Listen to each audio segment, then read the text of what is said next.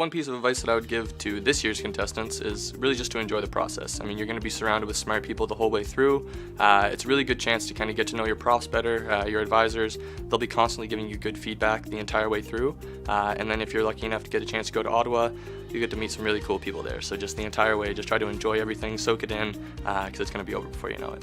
Use this as a platform to pick anyone and everyone's brain. You're going to be surrounded by very interesting and smart people for the next year, starting with your teammates, profs, even people at the bank. And so you should really use that. I think one thing that helped our team do well and make it to the finals is that we had bi-weekly meetings, and so we had one meeting earlier in the week and we would kind of go over what we had done the previous week and kind of check in on what the other people on the team were doing. And then we had a second meeting where we would take the work that we had done collectively and bring it to our faculty advisors, and we would get their feedback on what they thought was good and wasn't good, and they would point us in the direction of what to do next. And I think having those two meetings helped us really collaborate and make the final product of our presentation more polished. Notre équipe, on a fait ça un peu différemment de l'équipe de McGill de l'année d'avant. Au lieu de se séparer les différentes tâches au début du procédé et de les étudier chacun de notre côté, on a tout mis dans un gros pot et on a étudié ça tout le monde ensemble pendant les premiers mois. Ce que ça a permis, c'est que on apprenait un peu sur toutes les différentes sphères du projet, que ce soit l'économie internationale, l'économie canadienne, la recommandation de politique monétaire. Et une fois que tout le monde connaissait bien le sujet et qu'on avait tout bien monté, là, on l'a séparé pour les différentes présentations. Ça nous a permis de faire une histoire qui était très linéaire et un narratif qui avait beaucoup de sens, parce que quand tu sais ce qui arrive avant ta partie et après ta partie, ça te permet de bien mettre ça dans une histoire linéaire. If I could do the Governor's Challenge all over again, I would likely try to focus on, I guess, the larger issues, more so the data, the material, really having a good broad understanding of what you're talking about, the details of your slides, your charts.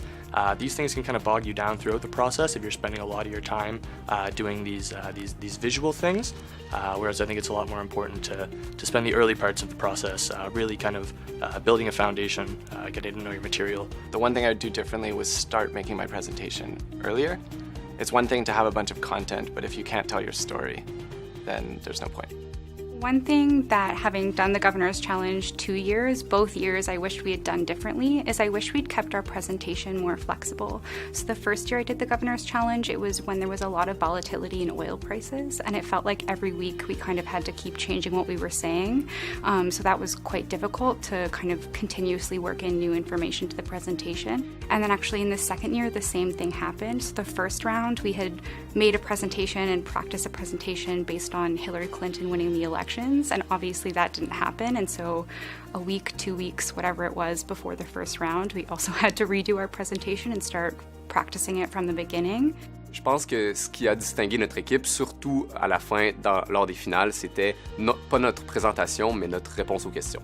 Donc, il y a une période de 15 minutes où on fait notre présentation qu'on a préparée et ensuite les juges posent des questions. C'est ce que les juges nous ont dit et c'est aussi ce que nous, on a réalisé. Mon équipe aussi serait d'accord. La veille de la présentation, on était tous dans la chambre d'hôtel en train de se lancer des questions, chacun notre tour, essayer d'y répondre pour avoir le plus grand nombre de réponses aux questions et être le mieux préparé. Et une fois qu'on est arrivé à la présentation le lendemain, on était prêt.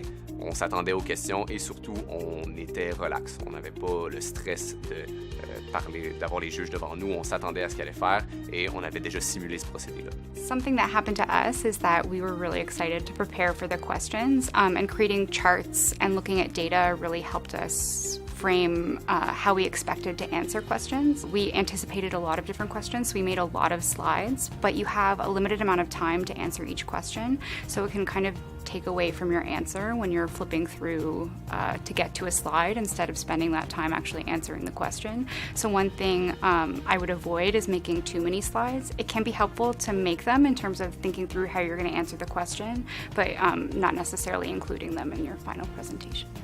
Avant de participer au défi du gouverneur, j'avais jamais envisagé de travailler à la Banque du Canada. Je connaissais très peu l'économie monétaire et j'avais pas été mis en contact avec le travail de la banque. Mais au fur et à mesure qu'on a commencé à travailler, j'ai commencé à comprendre que c'est ça que la banque fait, ce que la banque fait, c'est important au Canada. Et ensuite, quand on est arrivé à la finale, quelqu'un de la banque m'a approché pour me demander est-ce que ça t'intéresserait de venir travailler à la banque l'an prochain. On a des postes ouverts, on aimerait ça que tu appliques. Ready? Hey, Mom! Hi, Kevin's mom! Work at the Bank of Canada.